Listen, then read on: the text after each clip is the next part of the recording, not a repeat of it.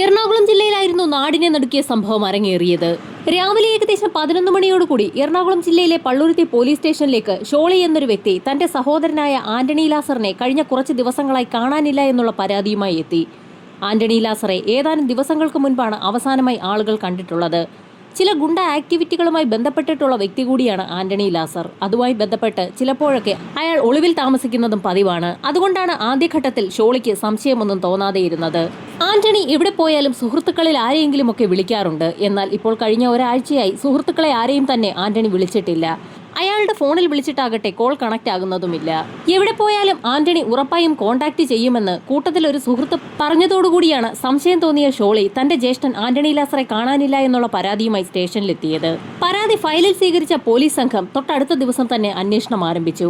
ഇതേ സമയം തന്നെ ഷോളിയും കൂട്ടുകാരും ആന്റണിയെ അവരുടേതായ രീതിയിൽ അന്വേഷിച്ചു തുടങ്ങി. ആന്റണി ഒളിവിൽ പോകാൻ സാധ്യതയുള്ള സ്ഥലങ്ങളിലൊക്കെ ഷോളിയും കൂട്ടരുമെത്തി ഒരു അന്വേഷണം നടത്തിയെങ്കിലും ആന്റണിയെ അവിടെയെങ്ങും കണ്ടെത്താൻ കഴിഞ്ഞില്ല. ഇതിനിടയിൽ സ്റ്റേഷനിൽ നിന്നുള്ള പോലീസ് സംഘവും ആന്റണി താമസിക്കുന്ന വീട്ടിലെത്തി ഒരു അന്വേഷണം നടത്തി. കുമ്പളങ്ങി മേഖലയിലുള്ള ആന്റണിയുടെ വീട്ടിലേക്കാണ് പോലീസ് സംഘം എത്തിയത്. ആന്റണിയുടെ വീടും പരിസരവും സൂക്ഷ്മ പരിശോധനയ്ക്ക് വിധേയമാക്കിയ പോലീസിന് അവിടെ നിന്നും പ്രത്യേകിച്ച് ഒന്നും തന്നെ കണ്ടെത്താൻ കഴിഞ്ഞില്ല. എന്നാൽ ആന്റണിയുടെ വീട് പരിശോധിച്ച പോലീസ് സംഘത്തിന് അയാളുമായി ബന്ധമുള്ള ആളുകളുടെയൊക്കെ വിവരങ്ങൾ കിട്ടി. ആ ആളുകളുടെയൊക്കെ വിവരങ്ങളുടെ അടിസ്ഥാനത്തിൽ തൊട്ടടുത്ത ദിവസങ്ങളിൽ തന്നെ അവരെയൊക്കെ സ്റ്റേഷനിലേക്ക് പോലീസ് സംഘം വിളിച്ചു വരുത്തുകയും ചോദ്യം ചെയ്യുകയും ചെയ്തു. ആന്റണി എവിടെ ഒളിവിൽ പോയാലും തങ്ങളെ വിളിക്കാറുണ്ടെന്നും എന്നാൽ കഴിഞ്ഞ ഒരാഴ്ചയായി ആന്റണി തങ്ങളെയും വിളിക്കാറില്ല എന്നുള്ള കാര്യം സുഹൃത്തുക്കളൊക്കെ പോലീസിനോട് പറഞ്ഞു. പലതരത്തിലുള്ള അടിപിടി പരിപാടികളുടെ ഒരു ഭാഗമാണ് ആന്റണി ലാസർ. അതുകൊണ്ട് തന്നെ അയാളുടെ ഒരു കേസ് ഹിസ്റ്ററി തന്നെ പോലീസ് സ്റ്റേഷനിലുമുണ്ട്. കേസ് അന്വേഷണത്തിൽ ആന്റണിക്ക് മയക്കുമരുന്ന് ഇടപാടുകൾ ഉണ്ടെന്നും കണ്ടെത്തി. മയക്കുമരുന്ന് ഇടപാടുകളുമായി ബന്ധപ്പെട്ട് ആന്റണിയെ ആരെങ്കിലും അപായപ്പെടുത്തിയതാണോ എന്ന് പോലീസിന് സംശയം തോന്നി. ആന്റണിയുടെ മൊബൈൽ നമ്പർ കേന്ദ്രീകരിച്ചും കോൾ ഡേറ്റ റെക്കോർഡുകൾ കേന്ദ്രീകരിച്ചും പോലീസ് സംഘം വിശദമായ അന്വേഷണം നടത്താൻ സൈബർ സെല്ലിന് നിർദ്ദേശം നൽകി. കോൾ ഡേറ്റ റെക്കോർഡുകൾ കേന്ദ്രീകരിച്ച് വിശദമായ അന്വേഷണം നടത്തിയെങ്കിലും ആശാവഹമായ ഒന്നും തന്നെ കണ്ടെത്താൻ പോലീസ് സംഘത്തിന് കഴിഞ്ഞില്ല. ആന്റണി താമസിക്കുന്ന സ്ഥലത്ത് വെച്ച് തന്നെയാണ് ആന്റണിയുടെ മൊബൈൽ ഫോൺ ഓഫ് ആയിരിക്കുന്നത്. അതിനുശേഷം ആ ഫോണിൽ നിന്നും സിഗ്നലുകൾ എങ്ങോട്ടും പോയിട്ടുമില്ല.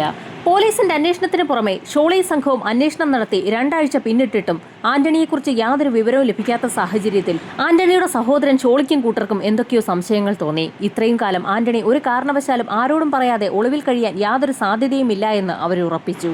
അത് മാത്രവുമല്ല, ഈ കാലഘട്ടത്തിൽ ഒന്നും തന്നെ പറയത്തക്ക യാതൊരു പ്രശ്നങ്ങളും ആന്റണി ഉണ്ടാക്കിയിട്ടുമില്ല. ഇത്രയും കാലം ഫോൺ സ്വിച്ച് ഓഫ് ചെയ്ത് ഒളിവിൽ കഴിയേണ്ട ആവശ്യവുമില്ല. അങ്ങനെയെങ്കിൽ ആന്റണിക്ക് എന്തെങ്കിലും സംഭവിച്ചു കാണുമോ എന്നായിരുന്നു എല്ലാവരുടെയും സംശയം. ഒളിവിൽ പോകേണ്ട യാതൊരു സംഭവങ്ങളും അടുത്തെങ്ങും ആന്റണിയുമായി ബന്ധപ്പെട്ട് ഉണ്ടായിട്ടില്ല എന്ന് പോലീസിനും വ്യക്തമായി. പോലീസ് സംഘത്തിന് പുറമെ ഷോളിയുടെയും കൂട്ടരുടെയും അന്വേഷണം പുരോഗമിക്കുന്നതിനിടയിലായിരുന്നു ഒരു വാർത്ത ഷോളിയെയും സംഘത്തെയും തേടിയെത്തിയത്. ആന്റണി താമസിക്കുന്ന വീടിരിക്കുന്ന മേഖലയിൽ ഒരിടത്ത് ഡെഡ് ബോഡിയുടെ സാന്നിധ്യം കണ്ടെത്തിയെന്ന് ഏതൊക്കെ ചില വ്യക്തികൾ ഷോളിയെയും കൂട്ടരെയും വിളിച്ചു പറഞ്ഞിരിക്കുകയാണ്. ആന്റണിയുടെ വീടിന് പരിസരത്തുള്ള ചതുപ്പ് പ്രദേശത്ത് ഒരു ബോഡി ചവിട്ടി താഴ്ത്തിയതിന്റെ ലക്ഷണമാണ് കാണാനുള്ളത്. സംഭവം പറഞ്ഞ് പോലീസ് സംഘവും അവിടേക്കെത്തി. പോലീസുകാരുടെ നേതൃത്വത്തിൽ തന്നെ ആ ബോഡി അവിടെ നിന്നും കുഴിച്ചെടുത്തു. ഒരു പുരുഷന്റെ ഡെഡ് ബോഡിയാണതെന്ന് നാട്ടുകാർക്ക് വ്യക്തമായി. എന്നാൽ ബോഡി നന്നായിട്ട് അഴുകിയിട്ടുണ്ട്. കുറെ ദിവസമായി ആ ബോഡി ചതുപ്പിൽ തന്നെ കിടക്കുകയായിരുന്നു എന്ന് അതിൽ നിന്നും വ്യക്തമാണ്. ഫോറൻസിക് സംഘവും സംഭവസ്ഥലത്തെത്തി വിശദമായ പരിശോധന ആരംഭിച്ചു. അതിനിടയിലാണ് ആ ഡെഡ് ബോഡിയുമായി ബന്ധപ്പെട്ടുള്ള വസ്ത്രങ്ങൾ ഷോളിയുടെ ശ്രദ്ധയിൽപ്പെട്ടത്. അത് തന്റെ സഹോദരൻ ആന്റണി ലാസർ ഉപയോഗിച്ചിരുന്ന വസ്ത്രങ്ങളാണെന്ന് ഒറ്റ നോട്ടത്തിൽ തന്നെ ഷോളിക്ക് വ്യക്തമായി. അത് തന്റെ സഹോദരന്റെ വസ്ത്രങ്ങൾ തന്നെയാണെന്ന് ഒരൊറ്റ നോട്ടത്തിൽ തന്നെ ഷോളി ഉറപ്പിച്ചതും തന്റെ സംശയം അയാൾ പോലീസിനെ അറിയിച്ചു. പോലീസ് തേടിക്കൊണ്ടിരിക്കുന്ന ആന്റണി ലാസറിന്റെ ഡെഡ് ബോഡിയാണത്. അക്കാര്യം ഏതാണ്ട് ഉറപ്പായി. അവിടെ ഒരു പ്ലാസ്റ്റിക് ചാക്കിന് മുകളിലേക്ക് ഡെഡ് ബോഡി എടുത്ത് കിടത്തിയതിനു ശേഷം ഫോറൻസിക് സംഘം അവരുടെ പരിശോധന ആരംഭിച്ചു. ബോഡി പരിശോധിച്ച ഫോറൻസിക് സംഘത്തിന് ആ ബോഡിയിലെ എല്ലുകൾ പൊട്ടിയിട്ടുണ്ടെന്നുള്ള കാര്യം വ്യക്തമായി. വാരിയെല്ലുകളൊക്കെ ചവിട്ടി ഒടിച്ച നിലയിലാണ്. അതിക്രൂരമായ മർദ്ദനത്തിന് ആന്റണി ലാസർ ഇരയായിട്ടുണ്ടെന്ന് ഫോറൻസിക് സംഘത്തിന് ബോധ്യപ്പെട്ടു. അയാളെ ചവിട്ടിക്കൊന്നിരിക്കാൻ സാധ്യതയുണ്ടെന്ന് തോന്നിക്കുന്ന രീതിയിലാണ് ആ കാഴ്ച. ബോഡി നന്നായി അഴുകിയ നിലയിലായതുകൊണ്ട് തന്നെ അതിനപ്പുറത്തേക്ക് ഒന്നും തന്നെ ആ സമയത്ത് കണ്ടെത്താൻ ഫോറൻസിക് സംഘത്തിന് കഴിയുമായിരുന്നില്ല. സംഭവം അറിഞ്ഞ് ഡിവൈഎസ്പി ഉൾപ്പെടുന്ന സംഘം അങ്ങോട്ടേക്ക് എത്തി. പരിശോധനകൾ പുരോഗമിക്കുന്നതിനിടയിൽ ഷോളിയോട് പോലീസ് സംഘം വിശദമായി കാര്യങ്ങൾ അന്വേഷിച്ചു. അപ്പോഴാണ് തനിക്കുള്ള ഒരു സംശയം ഷോളി പോലീസിനെ അറിയിച്ചത്. ആന്റണിയുടെ വീടിന് സമീപത്ത് തന്നെ താമസിക്കുന്ന ബിജു എന്നൊരു വ്യക്തിയുമായി ആന്റണി ഇടയ്ക്ക് വഴക്കുണ്ടാക്കിയിട്ടുണ്ട്. അതേ ചൊല്ലി ആന്റണിയോട് ബിജുവിന് വൈരാഗ്യമുണ്ടായിരുന്നു എന്നുള്ള കാര്യവും ഷോളി പോലീസിനെ അറിയിച്ചു. അന്വേഷണം അതിവേഗത്തിൽ തന്നെ മറ്റൊരു ദിക്കിലേക്ക് നീങ്ങുകയാണ്. ഷോളി പറഞ്ഞ ആ ഒരൊറ്റ സ്റ്റേറ്റ്മെന്റിലാണ് അന്വേഷണം മറ്റൊരു ദിക്കിലേക്ക് മാറിയത്. ഷോളിയുടെ സ്റ്റേറ്റ്മെന്റിനെ അനുകൂലിക്കുന്ന തരത്തിലായിരുന്നു അവിടെ കൂടി നിന്ന ആളുകളുടെയൊക്കെ മൊഴി. CI ഉൾപ്പെടുന്ന സംഘം ഉടൻ തന്നെ സമീപത്തുള്ള ബിജുവിന്റെ വീട്ടിലേക്കെത്തി. ബിജുവിന്റെ വീട് അടച്ചിട്ട നിലയിലായിരുന്നു. അയാളും അയാളുടെ ഭാര്യയും സംഭവസ്ഥലത്തില്ല എന്ന് പോലീസിന് വ്യക്തമായി. ബിജുവിന്റെ വീടും പരിസരവുമൊക്കെ പോലീസ് അതിസൂക്ഷ്മമായ പരിശോധനയ്ക്ക് വിധേയമാക്കി. ബോഡി കിട്ടിയിരിക്കുന്ന സ്ഥലത്തു നിന്നും അധികം ദൂരെയൊന്നുമല്ല ബിജുവിന്റെ വീട്. ഇവിടെ ഇങ്ങനെയൊരു സംഭവം നടക്കുമ്പോൾ അതറിഞ്ഞ് ബിജുവും വീട്ടുകാരുമൊക്കെ അവിടേക്ക് ഓടിയെത്തേണ്ടതാണ്. എന്നാൽ ബിജുവും അയാളുടെ ഭാര്യയും സംഭവസ്ഥലത്തില്ല. ഇനി ബിജുവിന് ഈ സംഭവവുമായി എന്തെങ്കിലും ബന്ധമുണ്ടാകുമോ എന്ന് സംശയം തോന്നിയ പോലീസ് സംഘം ബിജുവിന്റെ നമ്പർ സംഘടിപ്പിച്ച് ആ നമ്പറിലേക്ക് വിളിച്ചു നോക്കി. ബിജുവിന്റെ നമ്പർ സ്വിച്ച്ഡ് ഓഫ് ആണ്. അയാളുടെ ഭാര്യയുടെ നമ്പറിൽ വിളിച്ചു നോക്കിയപ്പോൾ അതും ഓഫ് ആണെന്ന് വ്യക്തമായി. ബിജുവുമായി ബന്ധമുള്ള മറ്റു ചില ആളുകളുടെയൊക്കെ നമ്പർ തിരക്കിയപ്പോൾ അതിലും 1-2 ആളുകൾ സ്ഥലത്തില്ല എന്ന് പോലീസിന് വ്യക്തമായി. ഇതിനിടയിൽ ഇൻക്വസ്റ്റ് നടപടികൾ പൂർത്തിയാക്കിയ മൃതദേഹം പോസ്റ്റ്മോർട്ടത്തിനായി ആശുപത്രിയിലേക്ക് ഷിഫ്റ്റ് ചെയ്യുകയും ചെയ്തു. ഹോസ്പിറ്റലിലെത്തിച്ച മൃതദേഹം പോസ്റ്റ്മോർട്ടം നടത്തുകയും ചെയ്തു. പോസ്റ്റ്മോർട്ടം നടത്തുന്നതിനിടയിൽ അവർ കണ്ട ചില കാര്യങ്ങളൊക്കെ ഡോക്ടർമാർ പോലീസിനെ അറിയിക്കുകയും ചെയ്തു. ആ ബോഡിയുടെ തലയിൽ നല്ല രീതിയിൽ പരിക്കേറ്റിട്ടുണ്ട്. അതുപോലെ തന്നെ വാരിയെല്ലുകൾ ചവിട്ടി ഒടിച്ചിരിക്കുകയാണ്. നന്നായി മർദ്ദിച്ച് ആന്റണി ലാസറെ കൊലപ്പെടുത്തിയിരിക്കുകയാണ്. ഡോക്ടർമാർ കണ്ടെത്തിയ മറ്റൊരു ഞെട്ടിക്കുന്ന കാര്യം പോലീസുകാരെ പോലും അതിശയിപ്പിച്ചു. ആന്റണി ലാസറിന്റെ വയറ് കീറിയിരിക്കുകയാണ്. വയറ്റിനുള്ളിൽ ഒരു ഇന്റേണൽ ഓർഗൻസും ഇല്ല. വയറ്റിനുള്ളിൽ നിന്നും കുടൽമാലകളൊക്കെ വലിച്ചു പുറത്തെടുത്ത ശേഷം വയറ്റിനുള്ളിൽ കല്ലും മണ്ണും വാരി നിറച്ചിരിക്കുകയാണ്. അത് മാത്രവുമല്ല, മണ്ണും കല്ലുമൊക്കെ വാരി നിറച്ച ശേഷം വയറ് തുന്നിക്കെട്ടിയിട്ടുമുണ്ട്. തീർത്തും അമ്പരപ്പിക്കുന്ന ഒരു പോസ്റ്റ്മോർട്ടം റിപ്പോർട്ടാണ് പോലീസുകാരെ തേടിയെത്തിയിരിക്കുന്നത്. ഞെട്ടിക്കുന്ന ഒരു റിപ്പോർട്ടാണ് പോലീസുകാരുടെ കൈവശം കിട്ടിയിരിക്കുന്നത്. ഒരു വ്യക്തിയെ അതിക്രൂരമായി കൊലപ്പെടുത്തിയ ശേഷം അയാളുടെ വയറ് കീറി വയറ്റിലുള്ള സാധനങ്ങളൊക്കെ പുറത്തെടുത്തിട്ട ശേഷം കല്ലും മണ്ണും വാരി നിറച്ച് വയറ് തുന്നിക്കെട്ടിയിരിക്കുകയാണ്. ആരായിരിക്കാം ആന്റണിയെ ഇത്തരത്തിൽ കൊലപ്പെടുത്തിയതെന്ന് പോലീസിന് സംശയം തോന്നി. പോലീസ് സംശയിക്കുന്നവരുടെ കൂട്ടത്തിൽ ഇപ്പോഴുള്ളത് ബിജുവും അയാളുടെ ഭാര്യയുമാണ്. അവർക്കൊപ്പമുള്ള ചില ആളുകളെയും പോലീസിന് സംശയമുണ്ട്.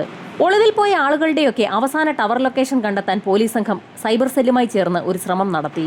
ആ ലൊക്കേഷനുകൾ ബേസ് ചെയ്തുകൊണ്ട് തന്നെ പോലീസ് സംഘം അന്വേഷണം വിപുലമാക്കുകയും ഒളിവിൽ പോയ വ്യക്തികൾക്കായി വല വീശുകയും ചെയ്തു.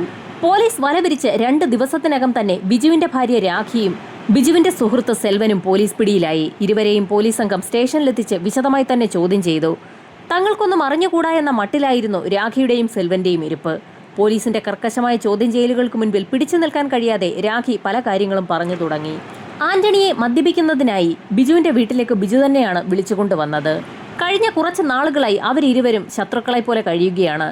ശത്രുത അവസാനിപ്പിക്കുന്നതിന് വേണ്ടിയാണ് ബിജു ആന്റണിയെ തന്റെ വീട്ടിലേക്ക് ക്ഷണിച്ചത്. കഴിഞ്ഞ കാര്യങ്ങളൊക്കെ മറന്ന് ഇനി സുഹൃത്തുക്കളായി തുടരാമെന്ന് പറഞ്ഞുകൊണ്ട് ബിജു ആന്റണിയെ തന്റെ വീട്ടിലേക്ക് വിളിച്ചുകൊണ്ടുവരികയും അയാൾക്ക് അവിടെ വെച്ച് മദ്യം നൽകുകയും ചെയ്തു. ബിജുവിന്റെ വീട്ടിൽ അയാൾക്ക് പുറമെ അയാളുടെ 2 സുഹൃത്തുക്കളായ ലാജുവും സെൽവനും ഉണ്ടായിരുന്നു. മദ്യപാനം അതിന്റെ ഉച്ചസ്ഥായിലെത്തിയ സമയത്തായിരുന്നു ബിജു ആന്റണിയോട് ഒരു കാര്യം പറയുന്നത്. പണ്ട് വഴക്കുണ്ടായ സമയത്ത് ആന്റണി ബിജുവിന്റെ കൈ ചവിട്ടിയൊടിച്ചത് അയാൾക്ക് ജീവിതത്തിൽ ഒരുപാട് ബുദ്ധിമുട്ടുകൾ ഉണ്ടാക്കുന്നതിന് ഇടയാക്കി. കൈയിലേറ്റ ക്ഷതം അത്രയ്ക്കും വലുതായിരുന്നു. ഒരുപാട് നാളുകൊണ്ട് ചികിത്സിച്ചാണ് കൈയുടെ ക്ഷതവും പരിക്കുമൊക്കെ മാറ്റിയെടുത്തത്. തന്റെ കൈ നേരെയാക്കി എടുക്കുന്നതിന് പിന്നീട് ഓപ്പറേഷൻ വേണ്ടി വന്നു എന്നും ഓപ്പറേഷൻ സമയത്ത് കൈ ഇൻഫെക്ഷൻ ആയതുകൊണ്ട് തന്നെ ഒരുപാട് പൈസ ചിലവായെന്നും ആ പൈസയൊക്കെ ആന്റണി തരണമെന്നും ബിജു ആവശ്യപ്പെട്ടു.